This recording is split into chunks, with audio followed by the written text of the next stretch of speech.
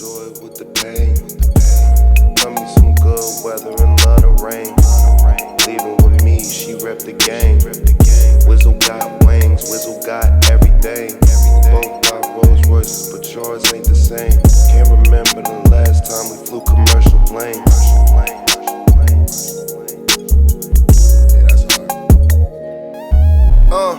Counting up, millions making a mountain that's up. Listeners of the Amateur Hour podcast, it has been quite the experience setting this one up.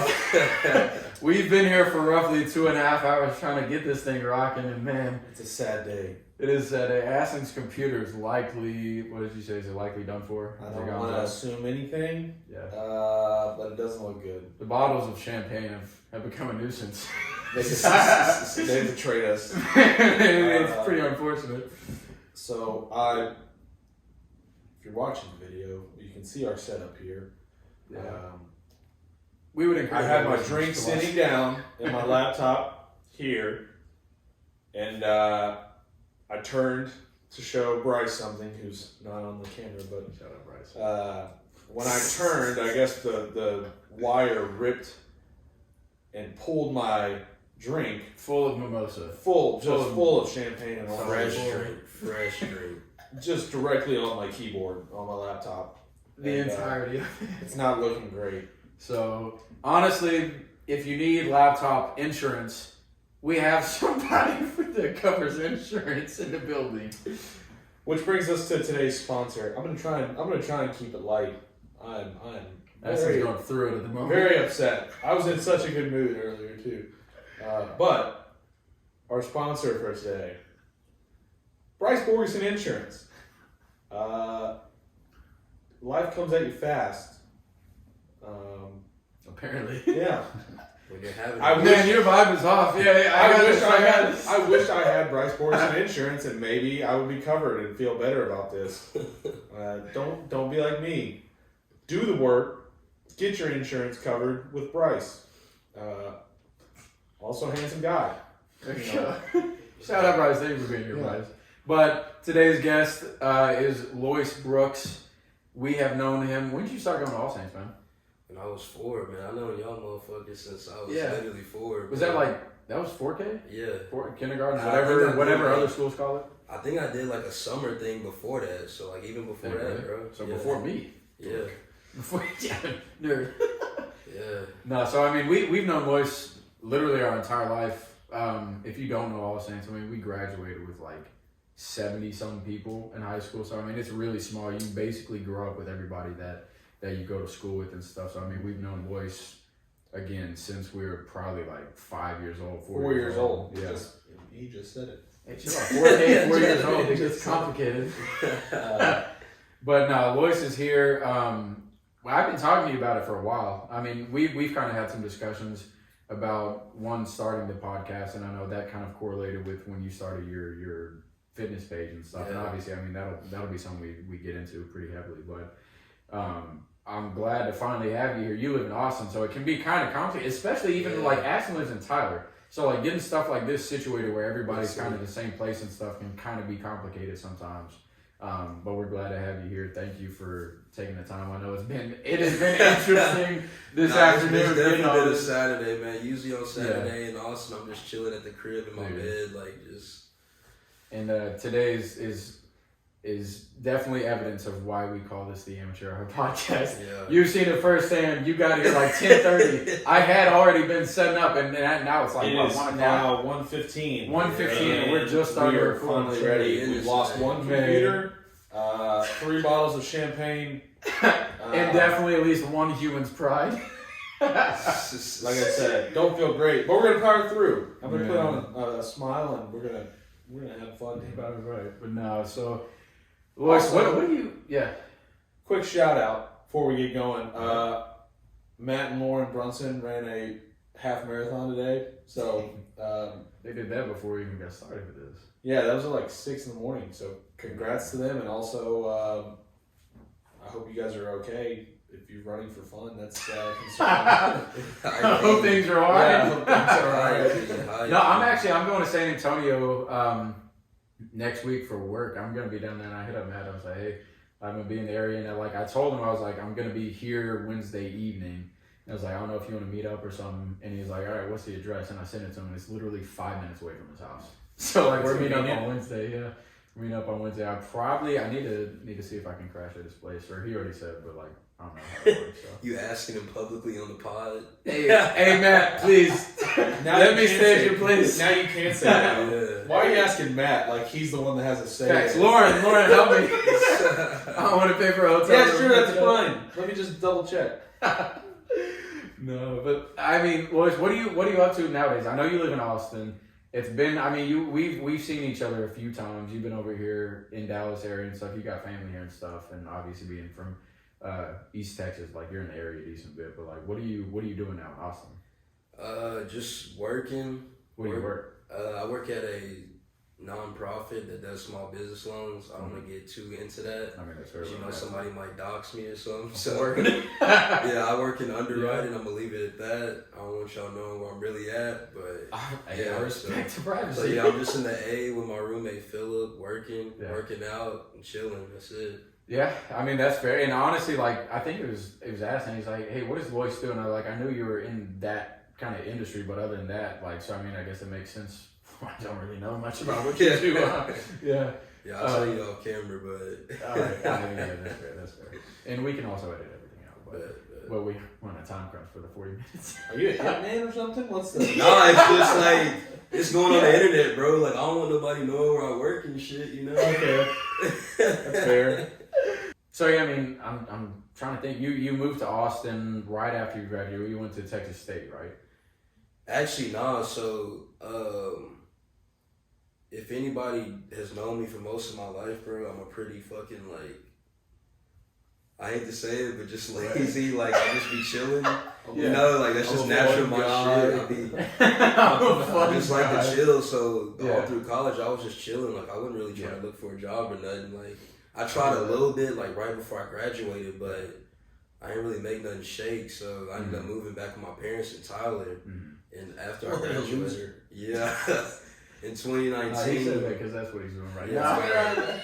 Yeah, so I was with my parents for like like 8, 9 months, like just waking up every day on LinkedIn, calling people, messaging people, just trying to make something happen. And then in the end of February in 2020, out of nowhere, this recruiter called me and like hit me with this contract job in Austin. And she was like, honestly, at first I didn't think it was real because she was like, yeah, it's starting Tuesday, and I last talked to her on like Thursday or Friday.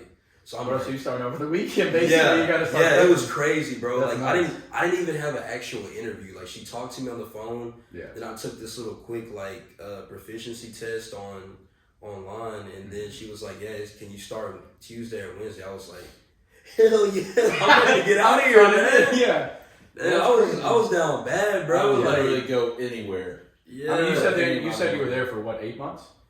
Yeah, with my parents, bro. Just like so many times I would like, so I was mainly looking in Dallas just because it was closer to Tyler. I can't even tell you how many times I drove up there for an interview just to not hear nothing back. Yeah. Like, that's tough. The interview, like the job process, man, I don't wish that on anybody, bro. That was. No, especially like if you like need a job and like nothing, like you said, nothing's kind of shaking, nothing's happening, like. Because it's not like you're just sitting there like waiting for something to come in. Like you're actively going out and seeking opportunities and stuff.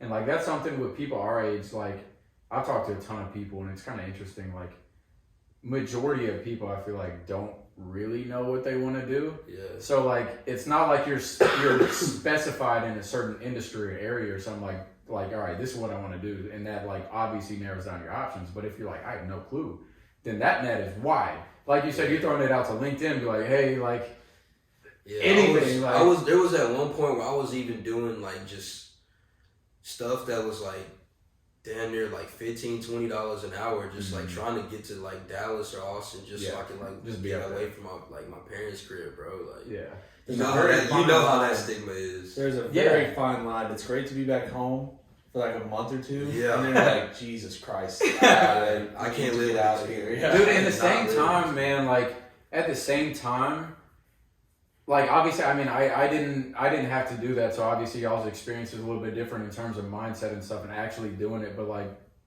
you save so much money Yeah, like, for sure. and obviously, like, your parents put up with you and stuff, and like it's a give and take. Like, I'm assuming like both y'all's parents expect you to be like, all right, like go make something happen. To be around. What do you mean put up?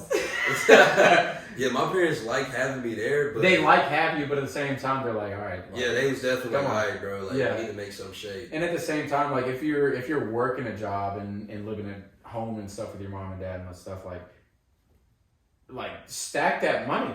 Like use it wisely. Use that chance because like as soon as especially in Dallas and Austin, man, I know rent is expensive. Yeah. So if you can save that money while you're sitting there chilling at your parents' house and I say chilling, but like if you're living at your parents' house and stuff, like save that money for whether it be future rent or just utilities or even just money, like save whatever you'd be spending on rent. Act like you got rent, throw that into savings so whenever you move somewhere, then you're already kind of taken care of. Yeah. Like and that's something people always feel a way about it. Like, no, I live with my mom and dad, and I just like I look at it like dope, like good. Like, and obviously Thanks, you don't man. want it to be long term, So. but like at the same time, like that is a great opportunity, and a lot, especially us. I mean, we went to All Saints and stuff. Like our families have the ability to do that. Yeah. A lot of people don't have that opportunity. So Yeah, like for sure. if you have that opportunity to save, whether it be from $600 to $1,200 a month, like save that, acting like you got rent to pay, throw that in savings, and then like I said, with like you just moved to Austin, I know rent is crazy there. So like if you had that money set aside for future rent and stuff, like that is a lifesaver. Yeah. Like because then you're just chilling on it. It's almost like mailbox money. You already have stuff there set aside, like coming in. Yeah. But like that's kind of interesting and stuff because I know rent is another thing, man. Like, I mean, I live with Clayton and Jordan. I know obviously all y'all know them and stuff, but like we're 25, Jordan's 27, 26, 26. Yes. Sorry, Jordan. Yes. There's still his age out there. No, hey, no, we're getting old, but Also single, ladies. Yeah. Sir. Me Jordan too, Bates. Me too. Jordan, I told I think on the last episode, I was saying Jordan's gonna be on there soon, so we got to get him on soon too. Yeah. But that I mean that goes in a whole nother thing in terms of I think I don't know. I think you should give us more advice because I don't know if you're watching. Are you looking for advice? Spencer's facial hair makes him seem Yeah, smart. I need facial hair advice apparently. Yeah. I was asking Bryce earlier, I was like, man, this is kind of itchy. This is the longest it's ever been, and it didn't even grow on the side. the itchiness of having a beard? No, you're just mad because your mustache was mad weak like 2 weeks Why don't ago. you shut the hell up? Man, that thing, I literally, because there's me, you, John, and Lyle, and you're sitting there, we were at whoever's house chilling, and like the lighting was a little off and stuff, and I look over there, and I thought it was a shadow at Did first. I was Aston like, get the more shadow, handsome? the shadow What's different casted about over you? your face. Yeah, there's something going on. What? It was, oh, he's Russell Westbrook for Halloween. All right. Hashtag why not? Already told you that. Why not? No, but yeah, I mean, You know I have a hormone disorder. feel free to go ahead and roast me if you want, I guess. You don't. No, it's. I mean. Yeah, I think you're jealous. Facial hair. It's it seems fair that I can't grow anything. And my brother has a full beard. Yo, your brother's hairy. He's Logan's 5 a years hairy old. dude. He also has It's a little bit nasty. of back hair. Sorry to throw you under the bus, Logan, but you get the good with the bad. Yeah, that's it. Yeah. No, shout out Logan though. No, it's funny. it's okay. Maybe one day I'll be able to grow something, but Boys, how long did it take you to grow that mustache? Pretty trimmed. Yeah, I usually. You got a barber for it, or like you? No, I do that it shit myself. Bro. You Every have a barber for every your Friday. No, if you get like a haircut, sometimes they're like, "Hey, do you want us to shave your face and stuff?" He's I got always his say own- no. I'm not paying my extra money for that. I'm just like, I'll do You it got myself. electric? Yeah, so I got some clippers that I like. Don't give no shout out for free. I'm Don't not- give no shout out. They ain't sponsoring me. I ain't saying the brand. But yeah, I got some clippers where I'll do like the boom boom, like all around here on the sides and Yeah. shit. Then I'll like trim right here. And then I got like one of those actual razors, like the straight blade one, where it's like it's a blade on each side, where it's just one blade like Oh, on Gillette action. Nah, it's No it's shout called, outs, Gillette though. No free shout outs. It's called Bevel, but yeah, that hood's fire. Oh wait, that's what Joe Budden used to talk about on Yeah. his podcast. No, That's that hood's really fire, bro. Like really. really smooth. Like I don't really have a whole lot of bumps or nothing like that. But yeah, Spencer, where would you say Joe Budden ranks All time rappers. all-time rappers? Top yeah. 5. He be trolling, bro. Let's see if I'm anyone trolling. anyone at all agrees with Chill that. out. So for those of I you don't that think don't you know, are. you were there. No, you were there. This story is wild to me. So Talking about the worst concert of all time. I mean, to be fair, yes. But looking back at it, it was me, you, Clayton, and Luke Lee. Shout out Luke. But we were driving up to Dallas, and we had concert tickets to Joe Budden. If that tells you anything about how our Friday night Joe was Budden's a going. rapper. He's a By rapper. the way. First of all, that's a good thing. to Podcast say. people be like, who the hell Podcaster, Joe Budden? yeah. Terrible friend. So no, so we were driving up to Dallas, and there was a thunderstorm and a tornado that came through, and we had like meet and greet passes. And we pulled over at a hotel because it was so bad. The Mavs were playing a playoff game or something. So like we were sitting there just kind of chilling, watching, and we're like, man, we're hungry. So we ran across the street to Popeyes, and like I'm sitting there on Twitter, like in the line, just waiting. And Joe Budden, literally like 20 seconds, he's like, hey, the show's postponed. Like if you got meet and greet passes, come at this time. And like I just replied, I was like, hey, we're at Popeyes and we got the meet and greet passes later. Like what do you want? And he replied within like 2 seconds. I was still in line, and he goes like a 6-count mild. LOL. I was like, bet. So we pulled up to So the is this meet and on greet. Twitter? Or Yes, something? I was talking to him on Twitter while I was in line at Popeyes. Wow. Yeah. I cannot tell you how excited Spencer was. He was Bro, like, that "Look was at him." crazy. He's like, oh my god, Joe Budden responded. He No. wants chicken. He wants chicken. He wants a 6-piece. He wants a 6-piece. Oh my That god. was wild though, because we walked up with the chicken, and like the security guard was like, "You can't just bring that back there." I was like, "No, it's for him." And he goes, "Okay," and It's he for the brought it talent. back there, and it probably, we sat there for like probably an hour, and we wound up walking in there, and like he was finishing off the biscuit, and like he was like licking his fingers. Like, first of all, that's weird. Second of all, Finger licking. yeah. No, he walked in and like he honestly like he was super cool. Like we talked R&B. He had like literally a bracket of like 100 best R&B albums of all time. And like he handed Ass in his phone. He's like, "What you think?" And like we just sit there talking about R&B. Yeah, you know, Ass is the My- judge of everything R&B. You're absolutely right. He's got the strong R&B opinions. But, But no, we sit there and talked to him. I don't know, maybe 10 minutes or whatever, and then we hopped into the concert. And like, I never understood your obsession with Joe Budden. No, in terms of Cool bars, guy. like, cool guy. Cool And in terms guy. of bars, like to me, in my opinion, like he's top tier. Like he can rap, and like obviously his content isn't for everybody, but like in terms of like the wordplay and stuff, like he can rap. Like he can rap. And he got a couple of features I like for sure. Yeah, no, and I get it. I mean, Joe Budden's literally the most random human being of all time to be a fan of. Like I understand. Oh, not really with the podcast though. Not really now. Yeah, not with, and that's the thing, man. Like, it's kind of funny, like watching him and being a fan of him and like meeting him and stuff and hanging out with him and stuff for the 10 minutes that we had time with. Like to see him now, he's got like almost 2 million followers on Instagram and stuff now. Like I was a fan of him before, like, Yeah. and it's not like he's super popular or anything, but like he's. I mean, if you say Joe Budden, someone's at least generally like, okay, he has a show or something, right? But like, I was a fan of his rap career, which is wild. Which Didn't is wild. expect a Joe Budden conversation, but here we are. But we on a podcast. Yeah, exactly. Speaking of his podcast, I haven't tapped in, but that's a whole nother discussion. But let's get Loyce. Tell us a little bit about your fitness page. I know you started it.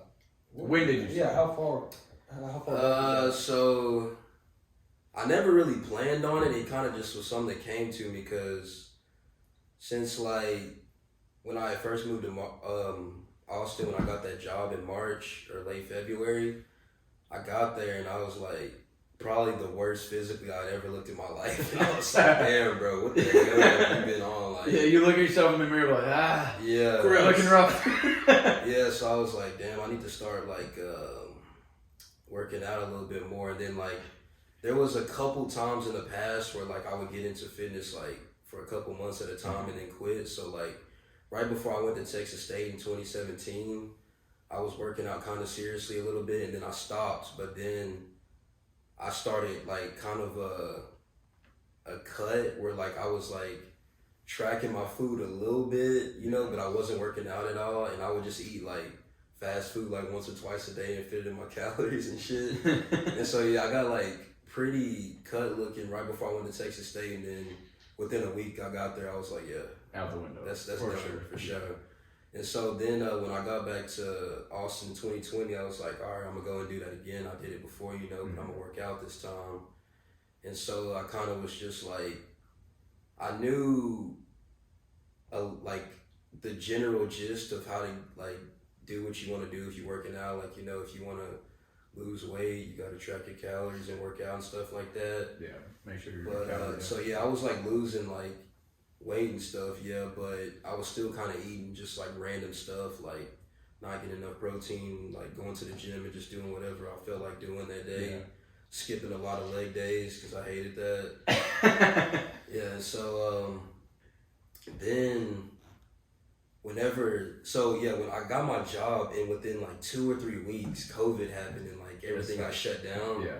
So I was in this one bedroom by myself. Like, we started working from home for a little bit, and my job was originally a contract for like 3 months, and then it was like they'll probably bring us on, you know, full time. But since it happened during COVID, they basically let all of us go. And my lease, I made sure like I got a lease that was kind of short. It was only like 3 or 4 months because I was like, I don't want to sign a year lease, you know, and then like they cut me from this job and I'm just sitting here with like, you know what I'm saying? So yeah. And what was your experience living by yourself? Because I lived by myself in Arlington, literally right out of college for like about a year. Apartment of all time. Literally, no, like in the trap. But I'm not gonna be over there. Going back to my original question, what was your experience? Because like for me, like I'm a very social person and stuff, and like I don't think I realized how much I needed to interact with people and stuff like day to day, because like you get home from work or something, like and you just kind of chill. I mean, you're in Austin, so like it's a little bit different maybe, but like there's nothing really in Arlington to do. So like I was either going to Dallas or Fort Worth like every time to hang out with people and stuff. And a lot of times like Monday through Friday or Monday through Thursday, like I'm not going either way. Like I'm just kind of chilling. And you know, you like, at least in my experience, like you got to get comfortable with yourself.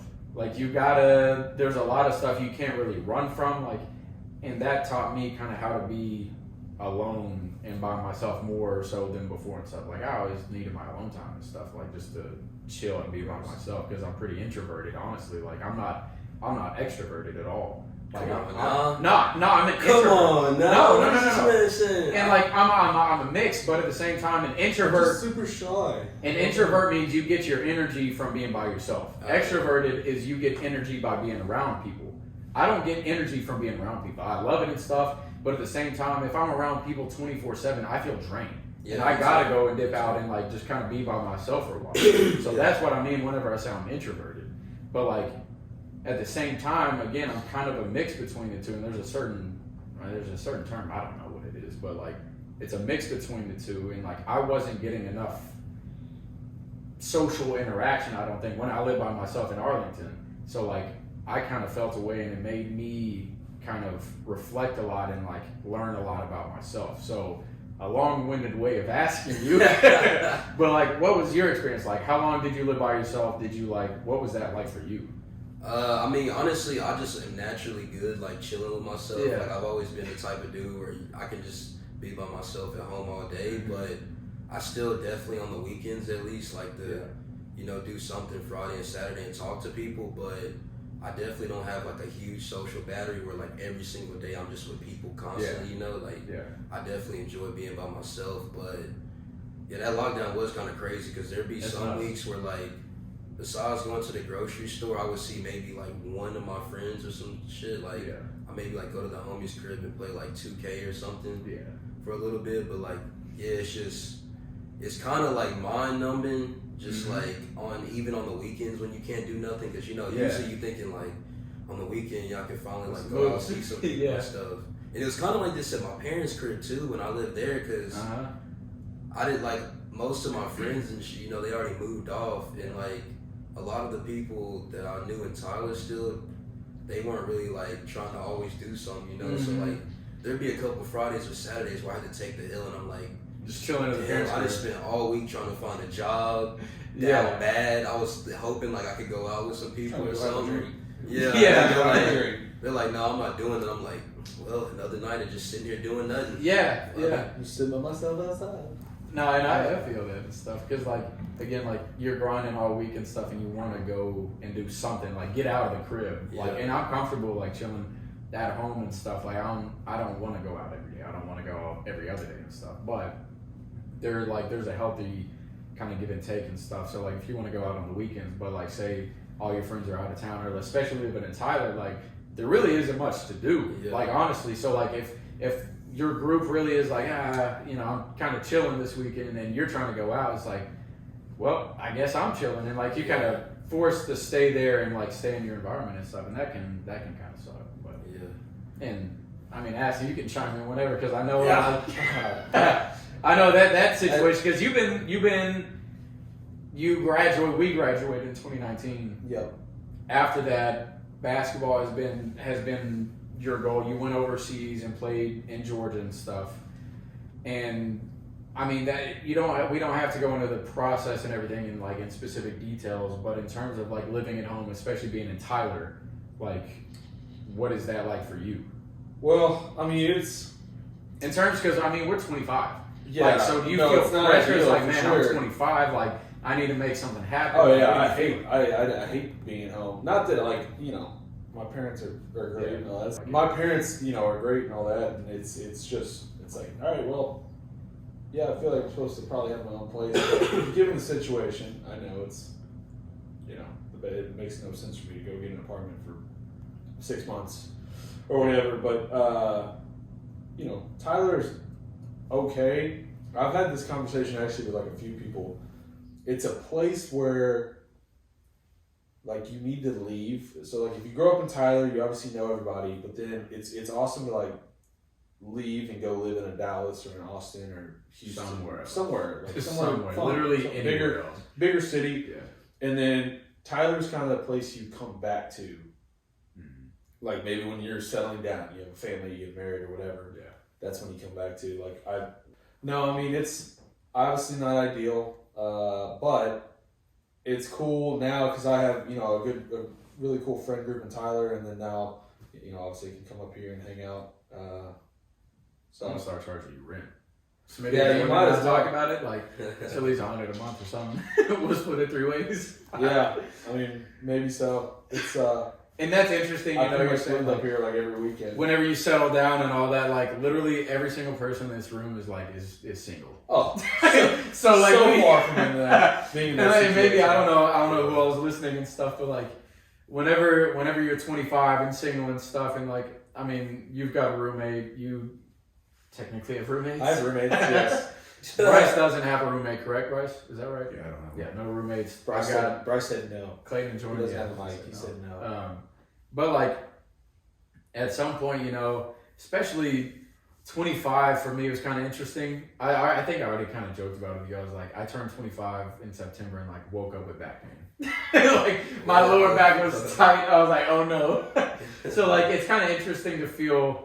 Especially like whenever we have like Matt and Lauren are already married and stuff, and like all these engagements are already happening and stuff. And I kind of talked about talked to Quan about this and stuff. Like a lot of things are already kind of happening in people's lives. Like people feel like, and that kind of goes back to comparing and like feeling like it's almost like a race. Like I'm racing ahead to get. I want to be 26, I want to be married, I want to have this job, I want to make this money, I want to have a kid by the time I'm this age and stuff. But everybody's thing is that I know you're shaking your head. Obviously like I'm with you and stuff, but like at the same time we like, especially our age with social media and stuff, like we get caught up in comparing everything we do. And like anytime I feel like social media is kind of messing with my head and stuff, like, and I catch myself comparing and being caught up in what other people are doing and stuff, I dip off of it. So like it might be a couple days, it might be a week, it might be a month. Like over the break, I want to say it was like from like March to June or something. I took off for like 3 months. I was just like, I need to step out. That's power right there, dude. And like, and the fact that like I felt that strongly to step off of it for 3 months, like tells me something. Like, okay, like I'm validated in this need to step away, because everybody like every day, I don't know about y'all, I'll be sitting at work and stuff, like I'll check Twitter, I'll check Instagram and stuff like multiple times a day, and like to me that's not how it should be. We shouldn't like want to interact and like want to check everything all day every day. Yeah. So like if I get to that point, I'm dipping for however long I need. I don't know, for me it's more like, yes, it's cool to keep up with people and like you can see what they're doing and all that stuff. It's a great way to be able to know what's going on in people's lives without talking to them every day. Yeah. But for me, it's more of just a time killer. Like if I get bored, That's facts too, yeah. I just like pull it up like an Instagram reel or something on Twitter, and I just go look, and it's how I get most of my news. I don't really, which is wild. I'm not watching the news. To older generations and stuff like that sounds wild. Yeah, but that's again, that's they my get news newspaper. from Facebook now, so it ain't that wild for them Facts, no more. What's it called? everything Meta? is wild. Well, technically, Meta. from my Meta. understanding, Meta is like almost like the parent company. Facebook is just like a branch of it. So Meta is kind of overseeing everything. Facebook is one sector of it, but Facebook also, which I guess now Meta owns Facebook. It owns Instagram. I'm sure it owns Snapchat. I don't know their WhatsApp, situation. WhatsApp, yeah. So like Meta is that parent company that's owning like all of Alphabet this. to Google. Yeah, exactly.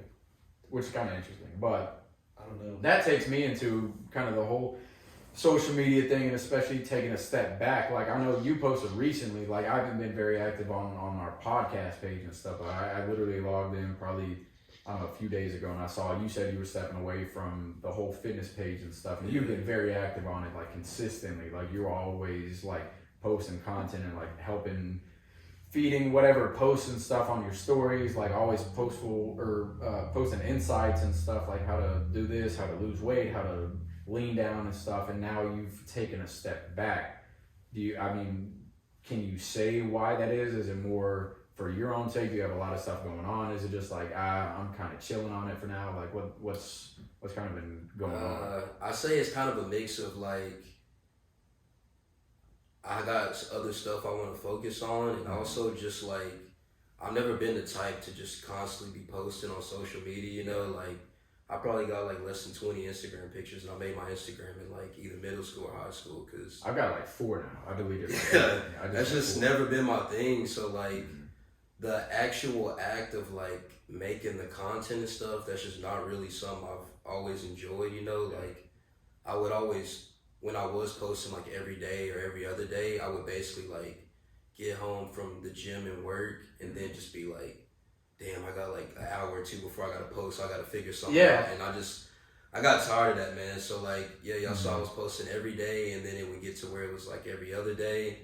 Then it would get to where it was like, it would be like 3 days a week, and on the weekend I'm like, man, I don't feel like doing this shit right now. So I just got to a point where I was like, man, like I'm just going through the motions at this point. Like, of course what I'm saying is helpful, but the way I'm presenting it to people is not me putting a lot of effort into it. So let me just chill, take a step back, because I got a couple other things I want to focus on, and if we already kind of like, with how much we be on our phones and shit, we already like just distracted by so many things. So like constantly. I wanna get back to where I can just focus on a couple things and like go in on those.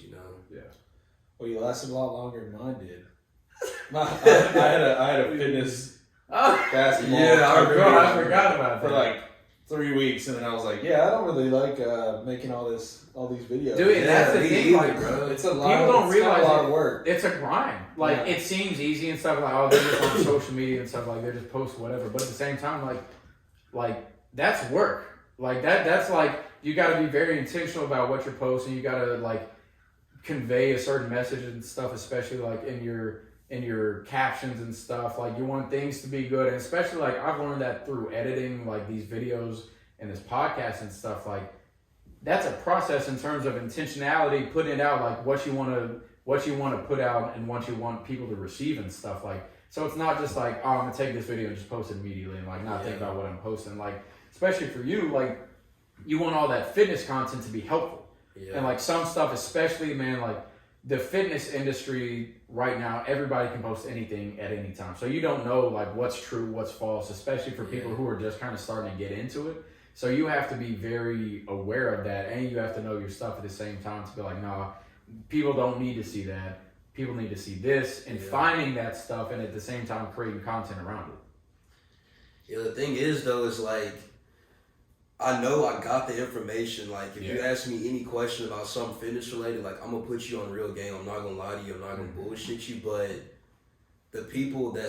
most of the people that are big on Instagram and stuff like that in the fitness industry, they're really good at like convincing you, you know. And, Yeah, like, just for like, sure. Faking a lot Because they of got shit. six packs, they got biceps, they got. Everything you know about your diet is wrong. Yeah, So and like, then you trust them because it's like, oh, they look like that, like they're doing something right. So like, I might as well listen to them and do what they're doing. But like, there's all types of dudes that are like, especially whenever it comes to like getting abs and stuff, like they're just slamming the abs and stuff. But like once you hit your abs like a certain amount and stuff, you start getting deficiencies in your back muscles and stuff. And you got to think about your hamstring tightness and stuff, and your stretching and all that. Yeah. Like everything is kind of intertwined, so you can't just sit there and focus on one thing and just be like, oh, I'm gonna get abs, or like I need a bigger chest and stuff. Like if you just slam chest or biceps and stuff, you're gonna have all types of deficiencies. That leads to injuries. That leads to setbacks in your workouts and stuff. Like, and people don't really see that in people's Instagrams and stuff. They just see the content. They're like, oh, this dude's doing these amount of curls and stuff in this workout routine, and he's been talking about it for a while. I'm gonna do that same thing. Everybody's body is different too. Yeah. Like you can't do the same thing everybody else is doing and expect the same results. Like you got to approach your workouts different. Your diet is definitely completely different. Like everybody's body reacts to everything differently. So like you can't just see an Instagram page and be like, all right, Yeah, a lot of this is gonna work for me. It's like A lot of it's you don't look at genetics, somebody yeah. and be like, oh man, you know, they're super cut, Yeah. got a six pack, got this body type. It's like, I want to look like that. But you might have to starve yourself or constantly be doing And we don't cardio advise and that run. because that's not healthy. Yeah, no, it's just I know what you're saying. like you just might not have the body for it. Now you can Mhm. still be super fit and very like, you know, cut or big or whatever. But some people might be like, oh, well, I want to be huge, like you know Schwarzenegger in Commando or something. That's not happening. You for can't. me. Yeah. My body type is never like, and that's something I've had to kind of just accept. Like my ideal body weight, I think, is around 175. Anything above that, like it's just like it doesn't like I'm just naturally supposed to be a little bit leaner. Yeah. And like just getting comfortable and understanding your body type and like who you're supposed to be isn't that Instagram model with 30 million followers and stuff, like with the cut abs and lean and stuff. Like that's not like that's not for everybody. If everybody could do that and everybody was seeing results and stuff, everybody would go and do it. Yeah. Like it's just And not I'm like the exact opposite. Mine, yeah. like for me to stay at 190 is a struggle.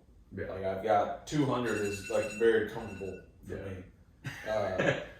So like it's just Yeah. you know you're built differently. Well, I want to do a PSA and let everybody know that 99% of these huge ass dudes on Instagram you see with like a 6 or 8 pack, they are on PEDs. For sure. Like it is damn near impossible. Like so, like each person for their height and like kind of like their measurements, like it has to do with like your wrist or something like that. Like you can kind of look up online like genetically what's the most like weight you can put on and still be lean and shit like that. And like a lot of these dudes are just ridiculous. Like that's what I'm saying. I mean, like, look at my wrist, bro. Like, my wrists are skinny. Yeah. And that's what I tell people is, like, I look at my wrist and I look at, like, my ankles. Those are always, for whatever reason, like, a deciding kind of, like, you look at those and you're like, all right, like, my body can't expand beyond a certain point. Yeah. Like, and it doesn't need to. Like, sure, like, maybe I want to be huge and, like, jacked and stuff, which I mean, I really don't. But at the same time, like, people like me and stuff who are built similarly can do that and be like, I want to be 210, I want to be athletic, I want to have six pack, I want to be able to bench this, bench that. But like, odds are, realistically, that isn't in your genetics. That's not physically possible for you, nor should you want it to be physically possible. You just should be able to accept kind of your limitations and stuff and be like, all right, this is for me, this isn't, and just rock with it. Yeah, but like everybody has your main goal really should be to just, if you get into bodybuilding, just reach your personal genetic potential. Like Facts. Yeah. Everybody's abs are gonna look different. Everybody's like chest is gonna look different. Everybody's legs are gonna look different. But if you put in like a year or two of like hard ass work where you like actually like on the right diet, doing the right lifts and stuff, you will look ridiculous no matter what. Like you of course you're not gonna look like Arnold Schwarzenegger, but like if you comparing yourself to a normal person, you're gonna look huge. You know what I mean? So Schwarzenegger is probably the don't be trying to be worried about like some dude on Instagram who took steroids and like his liver is destroyed and like it's your own personal. That's what it becomes like. I'm much more comfortable now, like with my workouts and fitness and all that stuff. Like in college, I was very OCD about it, and I was, well, I can't eat this, I can't do this, and I can't. Well, this is going to have this effect on me, and I don't want to do that. And now it's like, well, as long as I'm seeing improvement in the weight room and like, in basketball and things like that, it's like that's good, and I can still have fun. I don't have to like be really cut or have a six pack all the time or have like abs and all this stuff. It's like, you just, as long as you're seeing improvement and you feel good and you feel healthy, and it's kind of all you're. That's the main thing. And honestly, that's exactly what y'all are saying. Is just being comfortable with yourself and like accepting yourself. Like just because at the same time, like every single person in the entire world is going to have an opinion on how you look. If you try to listen to all of them, that's going to mess with your head. Like you can't be everything to everybody, nor should you want to be everything to everybody. You got to listen to yourself and be like, all right, this is who I want to be. This is how I want to be. And then once you really start tapping into that, that's when the people that are going to support you regardless, they're going to come out and be like, all right, I like you for you because you are being you. Like if someone is trying to be somebody else, you can always tell. Like you can always tell, it's like, all right, this person, like they're kind of this, they're kind of that. Like you can see, and like this is not out of judgment or anything, but like you can see people when they're kind of insecure and they're trying to move a certain way and fit in with a certain crowd and stuff. It's like, they're not being them. But if you see someone moving with like complete confidence in themselves and just be like, hey, I love me. Like everybody automatically is either one, very attracted to them in terms of like just wanting to be around them and their energy and stuff, or they're completely opposed to it because these people don't have that. They're like, oh, this person is super confident, they're all this, they love themselves, but I don't, so I'm gonna lash out at them. I'm gonna come at them, I'm gonna hate on them, I'm gonna talk behind their back and stuff because they don't know what that feels like. And like, that's kind of both sides of the coin, I guess, but at the same time, like, if you're already being confident and stuff, people talking behind your back and stuff, like, it don't matter. It really just doesn't. Because you're so comfortable with yourself. Again, everybody's got an opinion. If you're not listening to anybody else's opinion about you except yourself, that puts you in a much better mind space in terms of just flowing and just being and stuff. Because, like, it's exhausting caring about what everybody thinks. You can't do that. Like, your mind isn't made that way. And that, again, going all the way back to kind of the social media stuff, like, if you're caring how many likes you get and how many people replying your posts and all this and stuff, like, you're going to be worn out. Like, you're just going to be worn out. Like, it's going to wear you down and stuff. And, like, that's just not, as humans, how we're kind of supposed to be. I wanted to ask you, Loyce, what is the funniest memory you have of Aston? Are we recording again? Yes, we're starting. I mean, it's been recording. Funniest What's the funniest story you have of Aston at any point? Damn, bro, y'all put me on the spot. On the spot. Don't expose me to anything. You can expose him, but like no, you do not expose him with kindness. The details that you think are sufficient to put out on this. Jesus, I don't like this segment. Currently, man, I don't know why. I just like, man, this man when he said, "Yeah, I think I might have an eating disorder." That's for real, probably the funniest shit you ever said, bro. And obviously, we used to get this man hell for eating, bro.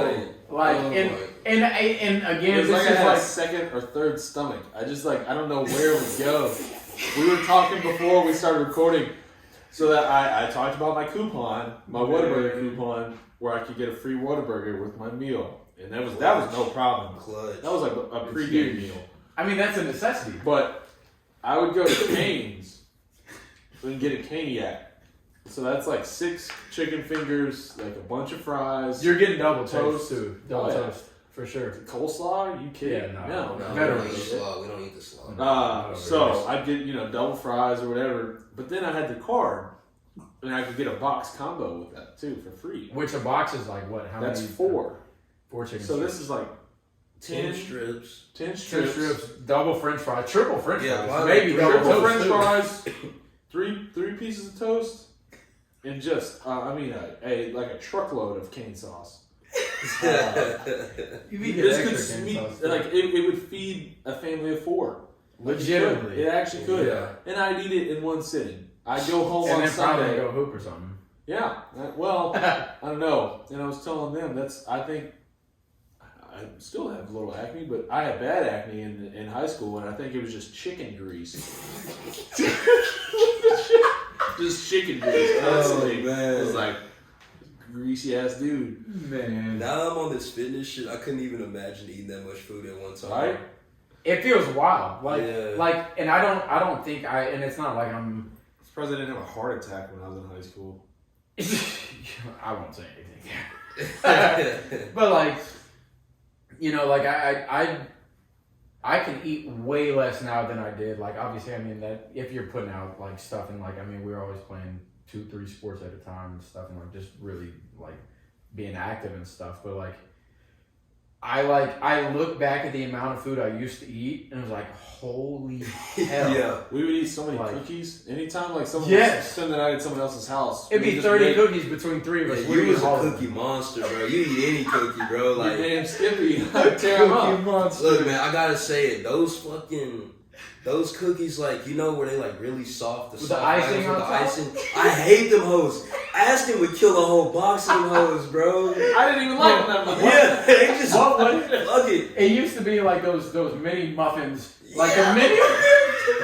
And then he'd put the whole thing in his mouth, and he'd be like, "I compress it with my tongue, and then I just swallow it all." Like, dog, you used to be on one in terms of. That's why I never had cavities. I didn't chew anything. I just kind of swallowed. Oh my gosh, bro. That's wild. But when did you, like, really? I mean, you started the fitness page and stuff, and you started like trying to pursue like different things and stuff in terms of bettering yourself. Was there like a certain point that happened, or was it just kind of like over time you're like, I'm seeing these things, like I need to get better in these areas, or like what was that like for you? I guess I would kind of say like towards the end of college, I was talking about like I had to move back in with my parents and shit. Like I said earlier, like I always been kind of lazy because just my life has been so comfortable that like I know I always got a baseline where like I'll never You got get a safety too bad. net. Yeah, like at the worst, like if my life completely turned out how I didn't want it to be at the worst, I just retire at 65 with my 401k. Like I got a wife and kids, like the regular American dream, but like obviously I don't want to do that shit, but I just know like my worst is never gonna be like the worst as bad as it can get for some other people. So kind of there's a lot of times where I'll get kind of stagnant, but when I was like towards the end of at Texas State, and then like moving in with my parents and stuff, that was probably like that's when I hit the point where I was like, damn, bro, like what's going on right now? Like, this shit is terrible, bro. Like I gotta get out of here. And then I guess just whenever I started like doing the fitness stuff for that last year in 2020, like I kind of was just like, all right, well I guess this time I'm just not gonna give up. Like my main goal was like I just want to get down to where I can see my abs. That's all I kept thinking about, And then like over that whole like year or two, there was a lot of times where like I would get to a point where like I'd be going just hard as hell for like a couple weeks a month and I'm not seeing the results on. I'm like, damn, bro, like is this shit even worth it? Like, and that's part of it. What am I doing right now? And then I just would be like, all right, nah, chill out. Like, you already said you're not quitting, so let's just find another way. Like, take a break or something and just try something different. That's a big part of it, I think, for a lot of people, especially people who are either uncomfortable with their weight or like what they look like and stuff, and are heavier than they want to be and stuff. And they'll get after it, and they'll initially those results come in fast. Like you start seeing results super fast, but that initial plateau, because it's gonna happen. Like you say you lose 15 pounds in like 2 weeks, and then for the next 5 weeks you don't see anything. That kills people. They're like, I've been grinding, I've been doing the same thing. Like, what's going on? And they don't understand. Like, that's how our bodies react to stuff. Like, you're gonna plateau. Yeah, like you just got to keep pushing through that stuff. Like, push through the plateaus, and like you're gonna find it again at some point. You're gonna like your body's gonna catch up and be like, all right, like let's keep going. Like, as long as you give yourself a chance. Like, put yourself in a position to be successful, or put yourself in a position to reach your goals, like that's the only way you can ever reach them. Like if you like say you hit the plateau and you've been grinding for 3 weeks and you're not seeing anything, you dip out, of course you're not giving yourself a chance. Like you're not going to lose weight leaving and like stopping all that work and stuff. As long as you're working out and continuing pushing through and stuff, you at least have a chance. Like you at least have a chance. And like, yeah, that shit sucks and stuff. Like grinding for months at a time and not seeing any results is brutal. But it's all a mental game. Yeah. And that's what I was talking about Quan with the last time we talked, is like everything in life really is a mental game. Like being dedicated to things, being disciplined about yourself, being at work, like focused and grinding and stuff, all that's mental. Working out is mental. That's all it is. Like, and I know we've been talking about David Goggins and stuff, and like you see that like all of his stuff is mental. Like, yeah, he's a freak, like he can do everything physically, but that's because of his mental. Like he's not mentally weak and stuff. He pushes past all these obstacles and barriers and stuff so that he can reach the physical. If your mental isn't right and you aren't like completely locked in and you're looking for ways out, you're never going to get there physically. Yeah. Like you can be working out and stuff every day, but like we had talked about before with Jordan and I, like we were working out probably weights 6 days a week the entire summer. Like we were grinding, but at the same time, like sure we had it mentally to go in and work out, but at the same time we needed to take a step back. Like we weren't thinking through it. Like our bodies need time to rebuild muscle. If we're lifting weights 6 days a week and we're tearing down all that muscle, we have to give our bodies time to recover. So it's not only like pushing past like just being tough and like getting after it and stuff. It's coming about in a smart way. Like what's the most efficient way that I can go out and reach my goals and stuff. Because I know Jordan and I, like, we grinded and we really didn't see a difference. So like we're like screw it, like we're still grinding, like we're going forward. We're like, you know, like we can't sit still and stuff. Like we can't just sit there and not do anything. But at the same time, if we would have sat back and thought about it kind of through the mental side of things, like what's the best way to go about this? And like you have to be kind of self-critical and observe yourself. Like, all right, what do I want to do and what's the best way to do it? Yeah, there was actually a point where I was doing the same shit. I was working out like 6 days a week. Yeah. Doing cardio like 4 days a week. I was doing abs every single day, like eating a low ass amount of calories, bro. Like just banging my head against the wall, and then like I wasn't seeing what I wanted to see, and I was just like, damn, what the hell is wrong? Yeah, like dude, I'm putting in all this work, what's happening? Yeah. And then you get down on yourself like, oh, screw it. Like if I'm not seeing results now, how could I ever? Honestly, the calorie counting is by far the worst part. Nah, bro, it's easy as hell once you get into it. It's easy, but it's just... I've never done this. I want to hear from you. It ruined my eating because for a while, and until I was like, all right, well, it doesn't, you know, I got to just stop thinking about it. Because I became very aware of like what kind of calories, like how many calories and how much fat and how much sugar and all that stuff was in whatever I was eating. And then I couldn't eat it. Like I would just feel terrible while I was eating. I was like, this is gross. Like, why are you eating this? You know it's so bad for you. Why are you like doing this?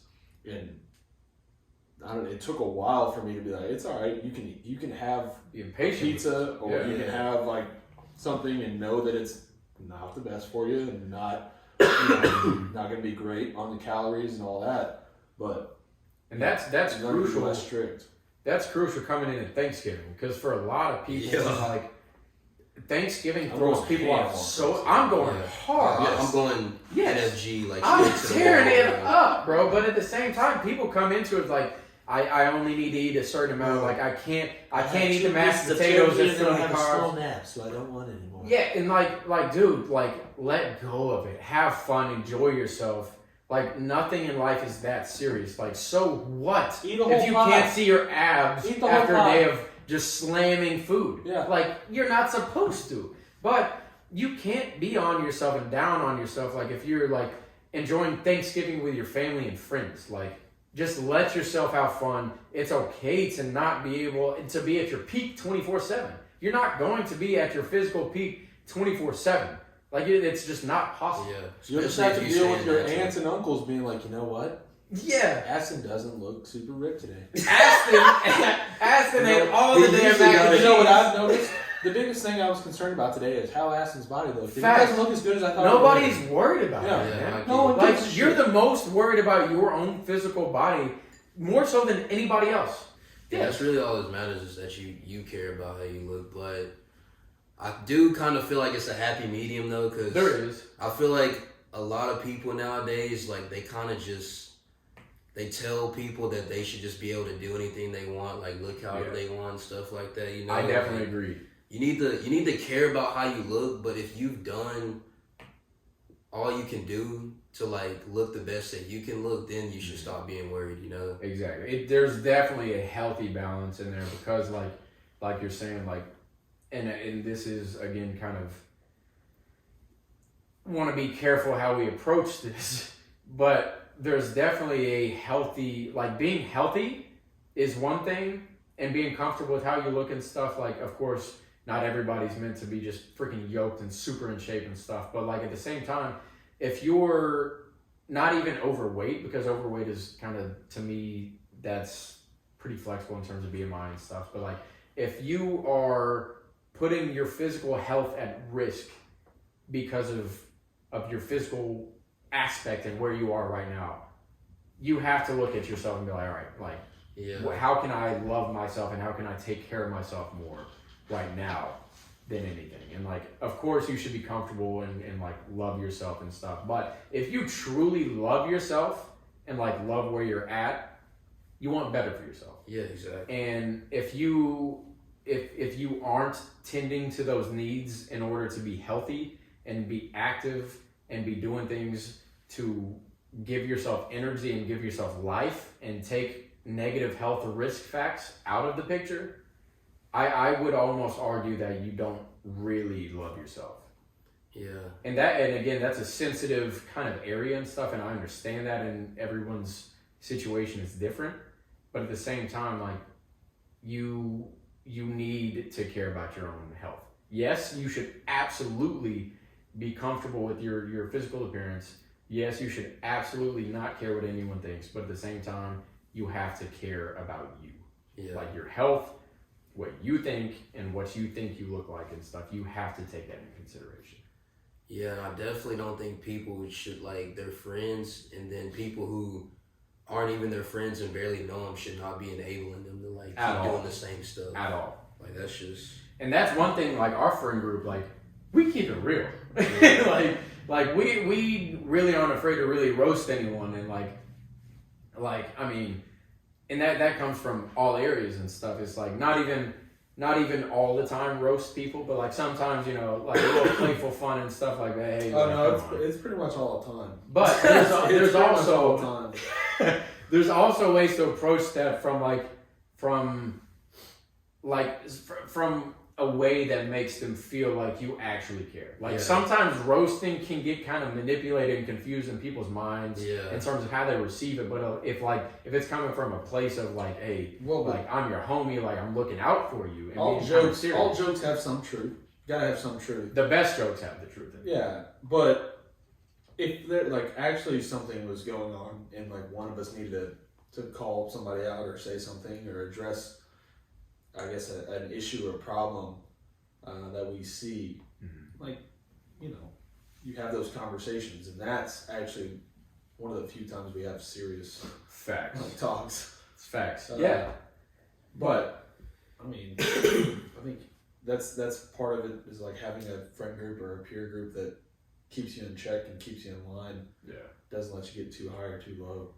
Facts. Never too high, never too low. I've definitely had to work on, like, I always want the best for my friends, but maybe the way I communicate it is a little too harsh sometimes, you know? Yeah. Like, and dude, that's really how our group, especially in high school and stuff, that's how we kind of operated. Like, we operated on the roast. We'd be blunt. Like, we'd be roasting everybody, and sometimes even if we were kind of concerned, it'd come at him with a roast. Like, and I'll cut this part out. I'm pretty sure I've said this to you. You don't have to cut this. I don't. Like, you look bad sometimes, and I'll be like, God, you look like shit. Damn. Like, I'll just walk in, and be like, and maybe you'd been out drinking or something the night before, but I'll be like, man, you look terrible. You look like hell. And you're like, oh, thanks, man. Yeah. But like internally, obviously, I know. Point taken. Yeah. And he's like, he's red. No, and like, yeah, no, and that's, and obviously because we've grown up together and like have that type of relationship and stuff, like we know what too much is, and like we know kind of there's a line at some point. It's different for every friend group. It's different for every person, but like there's some line where you have to know when, like, kind of giving a hard time is okay, and when it's more time to be like a support. Well, you can tell by someone's reaction too. Yeah. If you're joking with your friend and they're laughing and all that, but if you joke somebody and they're like, yeah, all right, well, yeah, maybe not the right time. Man. Yeah, if in the past I'd probably be like, they just being like sensitive or a pussy or something. But Why you being a bitch? I had to learn, just some people like they don't operate and they don't move that way. So that don't mean you should just like be like, no, I'm gonna keep acting the same. You gotta. Not everybody's got like the thickest skin. Yeah. Like with everything. Like my dad was super hard on me when we were playing sports. Most of my relationships involve like just dumping on each other. Yeah.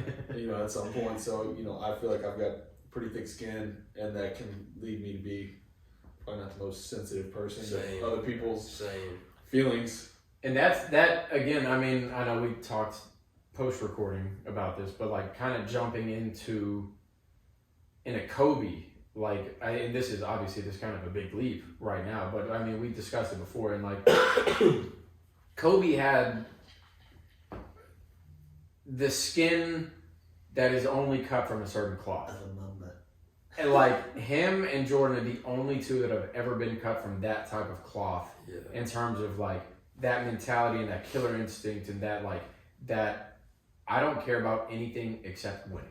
I'm gonna do whatever it takes to go get it and to go win and stuff, and like the thick skinnedness, and like that made me view him as being indestructible. Like indestructible. No matter, he's shooting free throws with a torn Achilles. Nobody does that. Yeah. That's not normal. Like I tore my ACL, I wasn't walking. Like I had to have people carry me off the court. And this dude tore his Achilles and nailed 2 free throws and walked on his own strength back to the locker room. So like that type of mindset, and whenever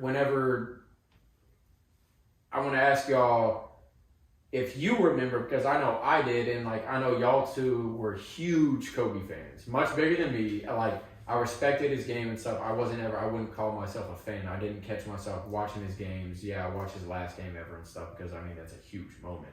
But like y'all were Kobe fans. Y'all admired his game. Y'all watched him. Y'all made a point of like, oh my gosh, like do you see what he's doing? Like here, his footwork and all this and stuff. Especially, I mean, you like molding basketball moves after him and stuff. But like, do y'all remember where you were whenever you found out Kobe Bryant was dead? So was this in 2020? That was 2020. Yes, first part of 2020. I want to say it was like maybe February or something. February. Yeah. Damn, so that was like right when I had just moved to Austin, I guess. But I don't remember exactly where I was. But I do remember I was like online all day seeing it, and I was just like trying to see like if it was actually real, like is there a real confirmation? And then once I saw the TMZ report, I was like, damn, like out of all the people, out of all the accidents, like how the hell did that happen? And that's what I started thinking. I was like, man, if there's a helicopter crash and Kobe Bryant is onboarded, he's going to survive. He'll be the only person that survives. He might jump out and land or something like that. He might break every bone in his body, but that dude is going to survive. That's crazy. And I remember, because like I remember exactly where I was, and I was having this conversation just the other day. Like someone asked me, like, hey, do you know where you were when Kobe died? I was like, yes. I was sitting in my apartment in Arlington. I was at the computer doing like schoolwork and stuff, and I took a break and I jumped on Twitter and stuff, and like I saw in the trending stuff, it was like hashtag RIP Kobe, and I was like, all right, what's this bullshit? So I clicked on it, and like I started seeing it and stuff, and people were like, oh yeah, no, like this is all fake news and stuff. So I saw it very, very early, and like I was concerned enough, like I kept refreshing, I saw more and more coming in, and I remember I texted the group chat, I was like, hey, I think Kobe might have died. And everyone, like, I know you replied, he's like, no, he didn't. Like, relax. And I was like, no, like. 'Cause you said it's TMZ, and I was Yeah. like, no. I was like, sitting in my living room. I was like, no, I think he died. And obviously, everything that comes with it, I didn't leave my apartment the whole rest of the day. I don't remember if I ate or anything. Like, I remember sitting on the couch and like sitting there thinking about it. I was like, there's no way, right? Like Kobe? It's just like, not Kobe. Yeah. Like anybody else, like, yeah, like I probably get it. And like someone was asking me, he's like, yeah, like what if MJ died right now? I was like, nah, MJ's in his 60s. Like, but Kobe just retired. He's got 2 young girls. He's got a wife and stuff. Like his post-career life was really just starting. Like he was writing books. He was doing all these short films and animation and stuff. Like he was like, yeah, exactly. Like he was really just starting, in my opinion. He was really just starting to find himself. Yeah. And that was an extremely dope experience to see Kobe like find these things in himself and like actively pursue them outside of basketball. Because he was a killer in everything. Yeah. Like he won an Oscar. Like what, a year after retiring? Like who does that? Yeah. Well, it was interesting for me because it was like, all right, this guy's whole entire life is basketball. It's well noted. Everything. He didn't go out. Yeah. He didn't, had a family and all that stuff. But like, his main thing was like, how can I beat everybody I play in basketball? That is an obsession. It's what drove him. And then him transitioning from, okay, what do I do to be the best basketball player in the world and beat everyone, to, all right, well, what do I do now? That's over. What I've been doing my entire pretty much life for the last 20-something years, longer than 30 years, was basketball. Where do I go from here? Mm-hmm. And that resonated with me because, basketball's always been a big part of my life and stuff. And obviously my dad's coach and we played, and in college it was, like I said, OCD, obsessive. That level. Yeah, it was like, all right, well, I've got to be better. I've got to do this. And so I was like, now, and I'm still playing, but it's like, all right, well, this will end at some point. So how do you transition? And so that's why it was really cool for me to see how he was doing it and what he was getting into and all the different areas, business with the body armor and all that, and then doing the short films. And, obviously he was investing a lot of time with his kids. And so, I mean, that shit was terrible, man. The most seamless transition to post-professional basketball. Like, whenever you're that level, that was the most seamless transition I've ever seen. We might ever see. It's the competitiveness. Tom Brady's going to do it great because I think he's already transitioning to his post-football life. You see it in his commercials. Yeah. And, like, just his persona and stuff. Like his marketing. Shit now. Yeah, exactly. He might play another 10 years, though. He might, but at the same time, I think he's already kind of prepping for it after, and you can tell. That's but like he's doing a great job. And shit, like Exactly. That's kind of the tail end of his career move. Even kind of with LeBron, like he's like moving to LA and like he's been active in businesses and all that. I mean, he was in a movie and all that. But like with Tom Brady, it feels a little bit different because while he was with the Patriots for so long, all he cared about was football. You don't see commercial with Tom Brady. You don't see him on Twitter. You don't see him investing in cryptocurrencies and stuff. You don't see him you don't see him on the Manning cast. Like, he's not doing that unless he's kind of preparing for his life after football. Yeah. And I think... Now he's got the TB12. He's kissing his dad on the mouth. And he's still flinging that damn rock, though, man. He's nasty, man. He's nasty. It's nuts. So it's kind of cool to see, like, people of that level, especially kind of understanding now. It's like, okay, we've seen these generations, and I don't want to hate on Michael Jordan, but he struggled with his transition after basketball. He's still involved in it. He's owning a team. You see him courtside every game and stuff, but like, I don't know what he's doing outside of that in terms of fulfillment. I saw him, and again, this isn't to hate on him. He's gambling, and like, you see him at these golf tournaments and stuff at 7 a.m. and like, he's got a coffee cup with shades on, and like, he's inside. Like that dude's eyes, you can see it in his eyes. Liver failure shows itself whenever your eyes start turning yellow. I think I have seen that on Yes. No, when you look at his eyes, they've been yellow. Hey, that's not that's the greatest of all time. Let's not even. Yeah, that's the GOAT. You Don't even say it. Don't even say it. That's the GOAT. I think there is something to be said about people, and not everyone obviously is a world-class athlete or the best of all time, one of the best, Kobe, your Jordans, your Brady, Manning, all those dudes. But I think competitive people end up being the most successful. That doesn't mean you have to be cutthroat. That doesn't mean you have to be an asshole. That doesn't mean you have to be any. But the people who are the most competitive and then say, okay, this is what I want to do.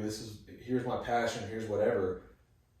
I'm going to do the best at this that I can. And if there's somebody that I have to compete against, I'm going to beat them. I'm just going to beat them. Whatever I have to do, and it's not, I'm not going to cheat, I'm going to rob, it's none of that. It's just, I'm just going to put my head down, do whatever I have to do, grind it out, and I'm going to beat you because I'll outwork you.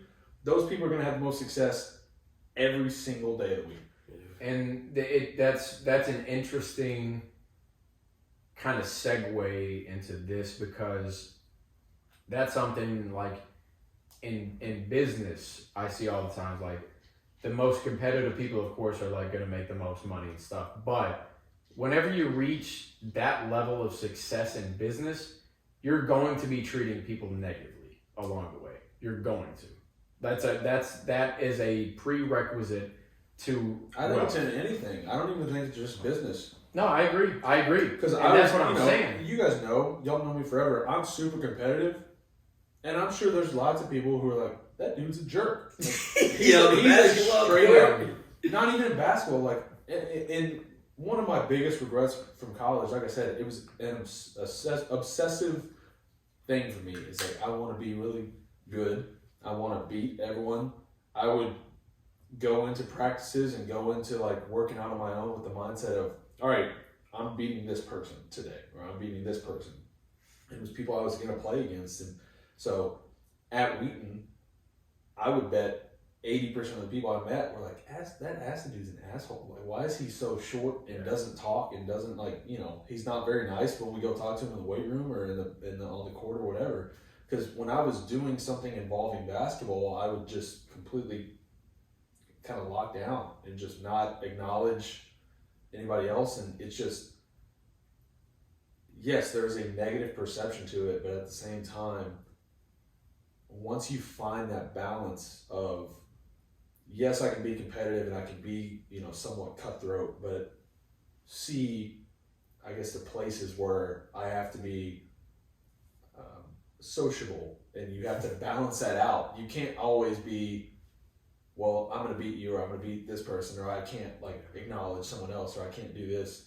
It just, there's a fine line, and it, in basketball, at least, it took me a long time to figure out and find that balance, because I was all or nothing. I would just be full social mode, or I would be full I'm locked in. Don't talk to me. Don't I don't want to have any conversation. I don't want to do anything. Yeah. But what I'm focusing on right now, no one gets anywhere by themselves either.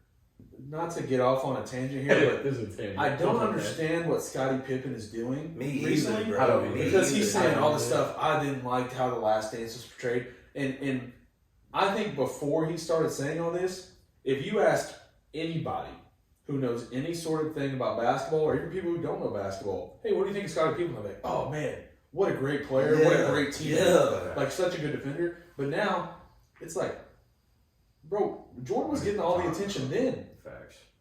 He's the best player. Yeah. He's getting the attention now. I'm sorry, no, you're awesome. Scottie Pippen's one of the best, probably 40 basketball players of all time. For sure. Top 40, But top 50, somewhere in there. It was Michael Jordan's team. It was Michael Jordan's rings. Now, those guys, obviously you can't do it without them, and Pippen was a huge part of it. But Elite. the interest of the story and the intriguing part of the story is Michael Jordan and his dynamic. And my guy's been living that since the Bulls, and now it seems like, well, he's still getting all the attention. I'd like some of the attention.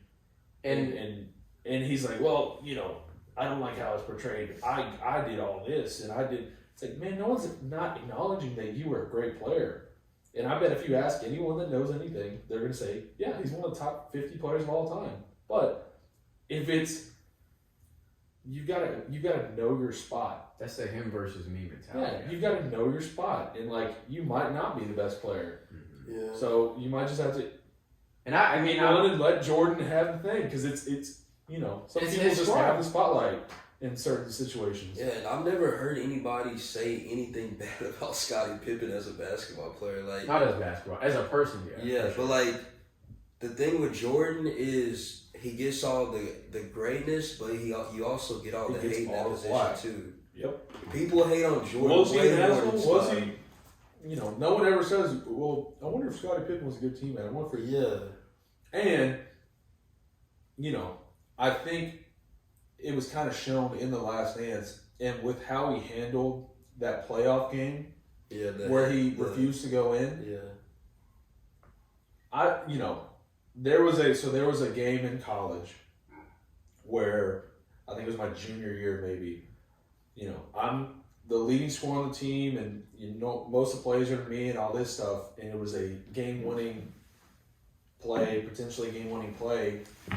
Maybe it was my sophomore year, and my coach drew it up for the second leading scorer, who really good player is Ricky. Was my roommate. He was cashing threes, Yeah. too. Super good friend of mine, and I rolled my eyes at him. Didn't even like really intentionally do it. It was just a knee-jerk reaction. He said, we're going to do this for Ricky, and I rolled my eyes at him. And he got on to me, as he should.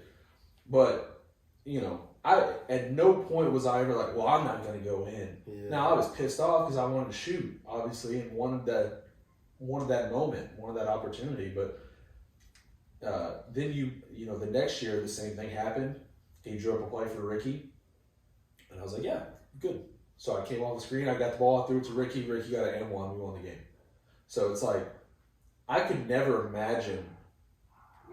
Yes, there's a level of selfishness that I want to take the shot. I'm upset I'm not taking the shot, but yes, he's got it. I trust him to do it.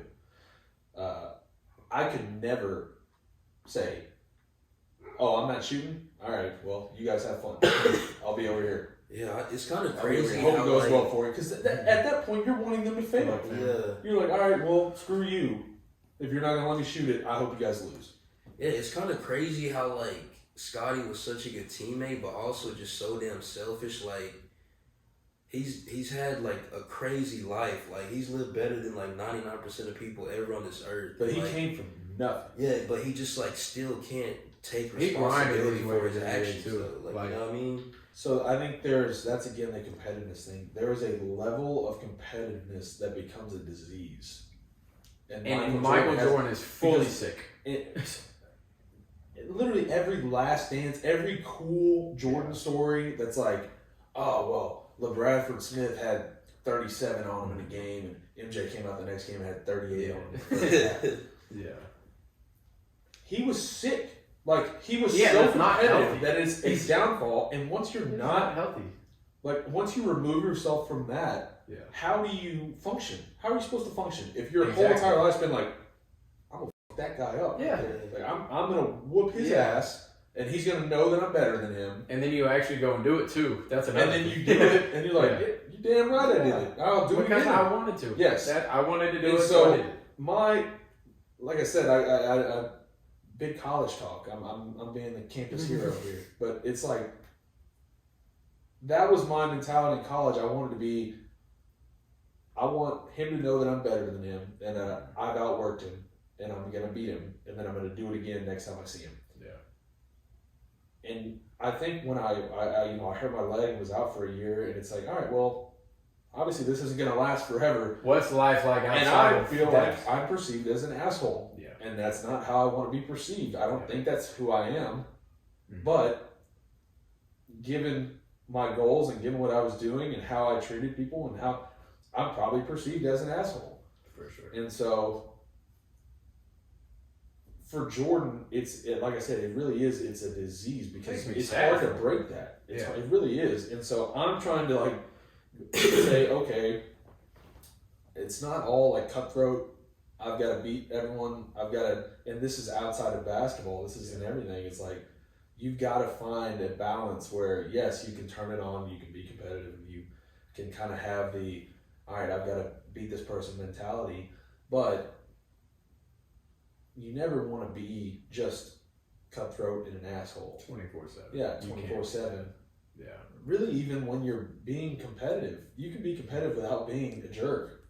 And I'm by no means close to achieving that, but it's something that I'm aware of and that I'm trying to work on. Yeah. Because I used to get, you guys know, we'd go play a pickup game or something, or be messing around something random. You almost fought in a preseason game. Yes. Like, what was that, junior year? Just like a random, we could go play tennis or something. A sport that I never don't even cared care that about. much. Like, I'd be caring, but like, I'll get pissed off not playing like that. tennis or playing baseball, and like it will ruin my day if I lose or do something see, like that's that. the thing with me. I'm competitive, but like at the same time, like I'm competitive with things that matter. To me, a game of tennis on the weekend, that doesn't matter to anything else. Like, to me, like, oh yeah, you can bench more than me. Maybe you can run a faster time at this. Maybe you can do this. Maybe do that. But like, that doesn't matter. Like, ultimately, the end goal with that, like, cool, dope. Like, yeah, hell yeah, you can do it, and so can thousands of other people. Like, you're not the fastest in the world. Like, I guarantee 30,000 other people are running faster than you, or like 30,000 people are lifting more than you, or whatever. Like, so to me, that's not my end goal and stuff, and being able to sit back and realize, like, the bigger things in life to me aren't necessarily just here. Like, it, and that kind of escapes that conversation, and it's like, that's why I feel a certain way if my goals and my own personal selfish desires are making other people in my life feel a way. That's why I kind of get tripped up. It's like, all right, what is my ultimate goal here? Like, what really matters?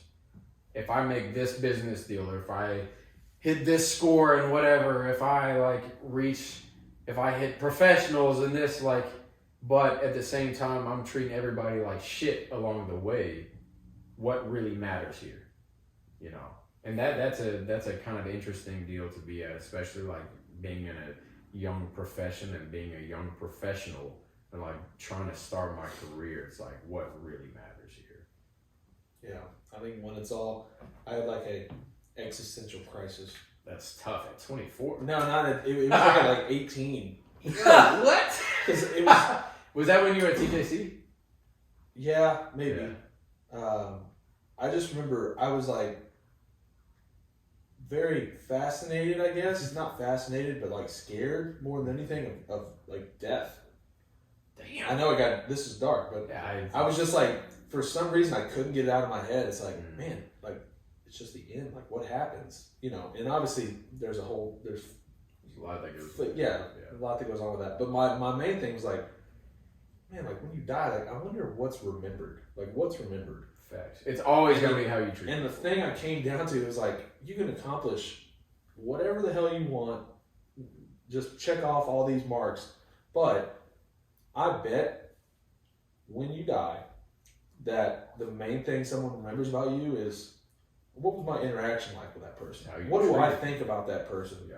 And so when they're talking about you, are they going to say, oh, well, you know what?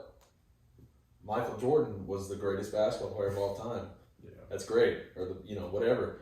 He won this many championships, 6 and 5 MVPs, and was a scoring champ and all this stuff. But I bet if they knew him, they would say, kind of an asshole. Yeah. No, and that's like, who wants that said? Exactly, man. About them. Like, if you could hear conversations people have about you, which is a terrifying thought, Yeah. would you want people to be like, oh yeah, I've been Aston Francis. Huge douche. Yeah. Huge douche. Yeah. Like the worst. Exactly. Just the worst. But he was good at sports. Yeah. But he was good But at I sports. went in and achieved every goal I ever really wanted. Throw that Like, yeah, caveat that's- in there, but yeah. Yeah. Person, awful. Just an awful person. And I don't think anyone wants that. So then, for my little crisis that I had where I was thinking about that, I was like, man, I guess I'm going to try my best to be a good person. Yep. Like, And that's the point I think everybody reaches at some point in their life. And again, this is kind of like more on the faith side of things. Everybody's timeline is different. To me, everybody's going to reach that point at some point. Some people literally, it might be when they're like 8 years old. Other people, it might be while they're on their deathbed. Like at some point, we all realize what really matters is how we're treating everybody here. Everything else is going to be out the door. You can't take anything with you, but the way to really leave a legacy and the way to make yourself last longer isn't to reach all of your own personal goals. It isn't to make a certain amount of money. It isn't to do these things. It's really to make people feel loved and cared about. Because that's what's going to get passed on. That's you're like, oh, I got $50 million. My friends aren't going to care. Like, they aren't going to be able to pass anything on from that. But if I was always there for them in the moments where they needed somebody, or if I was always like doing things to make people feel heard and like felt and loved and stuff, that's what they're going to be able to pass on to other people. If you feel loved, you're going to give love. Like, if I make $50 million, nobody else is feeling any of that except me. Like, sure, that's dope. Like, cool. Like, I made all this money and stuff. But, like, again, if I'm stepping on people's toes along the way and I'm making them feel kind of a resentment towards me for how I got that, that's where the issue lies. Like, that's when I'm sitting on my deathbed thinking, like, all right, yeah, I made all this money. Yeah, I did this in my life. My career was great. Like, yeah, I got everything possible for me that I wanted out of life. Is that all there was to it? Is this what it was all about? Like, yeah, I got everything. I received everything. Like, it's not about receiving. I guarantee at those moments, no one's going to say, remember that one deal I struck where I made X amount of money? Facts. They're going to say, I remember this moment with this person. I remember this moment with this person. I remember these, things that led me to these people. Exactly, and we're gonna remember, and I mean, again, like, I hate being like this serious dude and stuff here, but like, that's just kind of the way I think in terms of longevity, and like, I have a long-term mindset with everything in life. Like, none of the short-term really matters to me because I'm like extremely patient, and I understand, like, while I feel where I'm at right now, and again, like, the mental health stuff for me is something that has helped me realize that, because I've dealt with anxiety, depression, like not being comfortable with myself, not being confident with myself. I've dealt with all of that. That goes away. Like, being able to sit there in those moments and be like, this isn't forever. What is? Like, what is long term? This is short term. I know I'm down bad right now, but I know a year from now I'm not going to be. So like, that has given me a long term perspective. Like, what I'm doing right now, sure, it seems like that's everything that there is to know, but whenever I'm like 40, whenever I'm 50, what's going to matter then? Like, right now, what I'm doing now to benefit myself, my family, my friends, everything, whenever I'm 40 and 50, to me, is what matters right now. And that's why I say a lot of this internal work is the most important thing you could possibly do. Because this is going to sustain us. It's going to build a foundation for years. Like, for years. If you just neglect it and be like, all right, I'm feeling all these things, like, I feel certain ways, like, I'm, like, maybe I'm not fulfilled, maybe I'm not satisfied, maybe I'm not happy, like, I don't treat people a certain way, but, like, that's just kind of how it is right now. If you just kind of become complacent with it and accept it, that's when you're going to run into issues later in life. Because you can't run from that. You can't run from all those heavy feelings and stuff. Like, that's gonna come and hit you at some point. That's why, for me, it's been maybe more serious at times than other people, because I understand that already, and like, I'm putting in that work and I'm facing those demons whenever I'm supposed to be 40 and 50 facing them. I'm already kind of like, all right, how do I want to treat people? How do I want to be received?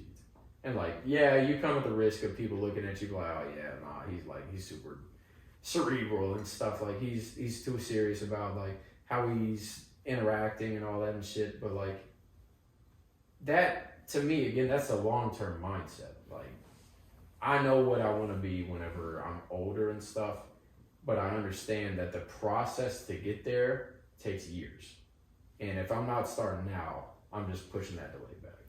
Bro, this is a crazy conversation, because I think recently I've seen it in you. Yeah, I definitely reached that point recently where I've started to realize that people look at me a certain way that I didn't know that I was coming off as, because I'm usually thinking from my perspective, you know, like whenever I realize that I have a hard time like asking, you know, kind of whenever I meet somebody, I'm like cool with them, but I don't get a chance to like actually get to know them and stuff like that, like you know? on a deeper level. Yeah, so to them it's coming off like I'm just like some asshole that like doesn't really care about them or something like that, but for me it's more just like, for one, I'm kind of like naturally like I'm a chill, natural dude, you know, so like if I'm around you I can just be like, hey, what's up, how you doing, you know, and then we're just chilling here. We might not be talking, but I feel like we're having a good time, you know. Exactly. Yeah. But to a lot of people that might come off as like you just being antisocial. You're being very like surface level, and I know that's what you would say. hitting home. Yeah, Loyce. Yeah. Trust me, bro. Like I definitely realized recently like that. So, and it's also maybe a little bit of anxiety too, of maybe not knowing like what type of stuff to ask him and stuff like that. Yeah. But I think it's better to say something than to just like keep holding it in, because they're if you don't say anything to them, they don't know where you're coming from, and they're gonna make up a story of you in their head, you know. Yeah. So like I've been trying to be better about that, and I started reading that book, you know, How to Win Friends and Influence People and stuff. And like there's so many simple things in there. It seems you feel like everybody should know, but like nobody does that shit. Nobody does it. Like the first principle is don't condemn, criticize, or complain. But like that shit's hard. It sounds being simple. non-judgmental is super hard, because you're like, oh, maybe I would do this different and stuff. Like, what are they doing? Like, but at the same time, you don't ever put yourself in their shoes. Like, and I was having this conversation with somebody literally a couple days ago. I was with a homeless person, and like we were just talking. It's like that very easily could have been me. Yeah. Like I was born into a good family at a good time. I was white. Like my dad's a doctor. Like I had all these things going for me, and I never did anything to deserve it. Yeah. And very easily it could have been the exact opposite. I could have been born in the Bronx with a single mom with 10 kids, struggling to put food on the table, like getting evicted every place they live. Like that very easily could have been me. And like there's nothing I can do to control that. So understanding that and seeing other people's needs and just being empathetic and understanding, like not understanding that you don't know everything there is to know about them. And just because at the same point, like if someone's judging you, you're like, you don't know everything about me. You don't know why I think this way. You don't know the context. You don't know this. You don't know that. Like, so understanding it's the same thing for every person. Yeah, like, you gotta give them the same courtesy. Yeah, and it's feeling like our judgment really matters. Like, oh, you should be doing this because that's the way I think. Yeah. That's not how it is. Like, that's just not how it is.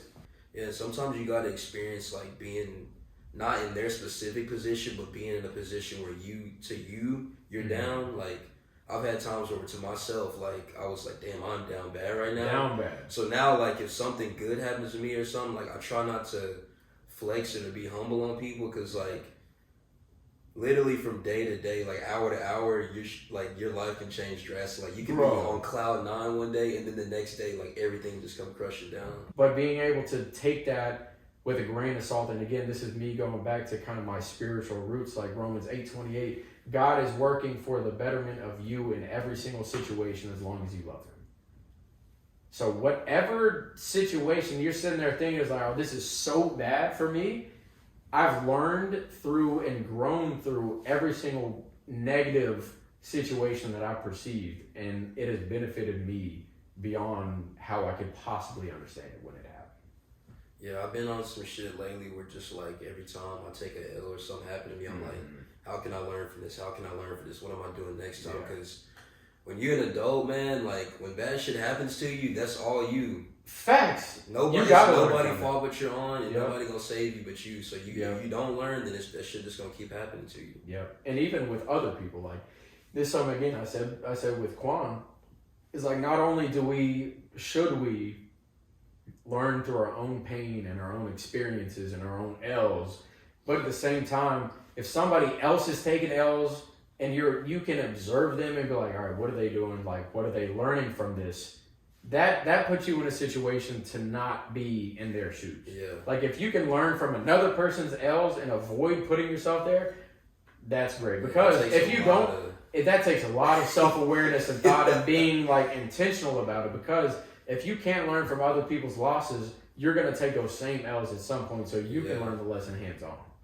And that shit sucks. Yeah. Man, that is terrible, because if you see somebody going through it like, damn, like they're struggling, and then you just push that out of the back of your mind. Well, that won't happen to me. Yeah, look, man, that sucks for you. That, like, I'm good over I'll here. never be there. And then, say 6 months later, same thing happens to you. You're like, oh my gosh, like, you feel what they were going through. Is like, now I understand. Whereas if you would have observed it and tried to learn through yourself internally, it's like, okay, try to learn without having to go through it. One thing I had to be comfortable with is just being able to take L's, bro. Like, I used to try to keep it even kill, you know, where like I don't take too many risks or anything, so I don't look bad. Play or nothing, safe. But yeah, at some point, if you want to get to where you want to get, you got to stop playing it safe. Yeah, you gotta risk things, and again, that goes back to, I know we kind of mentioned it, is like just being vulnerable. Like, you're not ever going to really accelerate your growth if you're not risking things, if you're not, and again, kind of being vulnerable is being risky to some extent, you know, like you have to put things out there in order to receive things in return. Like, you can't, a good parallel is the stock market. Like, odds are, if you put in $5, you're not going to get back $1 million. You know, like, you're just not going to get that big of an ROI. But say if you're being a little bit risky, you put in, say, $1,500, $3,000, whatever it may be. Like, odds are you're at least opening yourself to the potential of getting a bigger ROI. Yeah, And that's the same thing in relationships. Calculated. Facts. You Exactly. gotta take calculated risks. You gotta have a plan. You can't just sit But you there. gotta be willing to change the plan up if it don't go how you Pivot. want it to go. Pivot, man. I said this going into today. I was like, especially with everything happening before pre-recording and stuff, I was like, this is either going to be the best conversation we've had so far, or it's going to be the worst. I already sitting here thinking right now, I was sitting there while we were talking, I was like, this is the most insightful and probably the best in-depth conversation we've had. We had zero plan. Zero plan. And that's why I don't like planning things. All right, well, I think that's about all we got today. I want to thank Loyce for joining us, and as always, our sponsor, Bryce Borgeson Insurance. If you guys need Laptop insurance. any sort of insurance, he does it all. He's a Renaissance man. Check out Bryce Borgeson, and thanks to Loyce. And For sure. Thank you for stopping by. I know, again, travel is can be a lot and stuff, being in Austin, even being in Tyler and stuff with Aston. Like, I understand, like, I know, especially, it's taken us probably 3 hours to kind of really set up and stuff. So, No, bro, it's cool, bro. I told you I'm working on my patience. I'm working on making sure I'm listening to shit, and I'm just glad that I did enough things in my life where I'm in a position where people actually like care about my opinion, you know. Facts. And that's one thing, you know, like, this is one reason why we wanted to have you on, is like, I obviously I've known you your entire life and stuff and growing up, but in the past probably, I don't know, maybe 2 years, 3 years, like, I've seen a shift in you. Is like, okay, he's putting in that work. Like, he's putting in the work to find a better version of himself. He's doing that internal work. He's working through a lot of those mental barriers and stuff. And like, even from the outside looking in, like, it's pretty obvious, at least to me, like, that is at least going on through your head and stuff. And even you being vulnerable enough to start your own page and fitness page and stuff, and like chasing a better version of you is something that has kind of inspired me and wanted us to have you on. So thank you for making it happen. Yeah, We appreciate you being here. I try to make a lot of my moves in silence, you know, because you don't want to be out here just like saying you're gonna do stuff you're not gonna do. So real G's moving silence. yeah, I gotta put my money where my mouth is, man. Man, we appreciate it. You know, odds are, if this thing continues to go, we'll have you back eventually. So I don't even know where I'm gonna be at next time, man. you telling us. You telling us. Hopefully I'm rich by then. We'll see. Yeah, we'll see you. I just at my penthouse or some shit. Do it. Hey, I'm down. Invite us over. But episode 6 is a wrap. When I Thank show you up. again, Loyce. We'll be back soon. So thank you guys. I'm on 10, nigga, not 9. On the night I was born, the rain was pouring, God was crying, lightning struck, power outage, sparks was flying, the real ones here, the young boy that walked with lions around the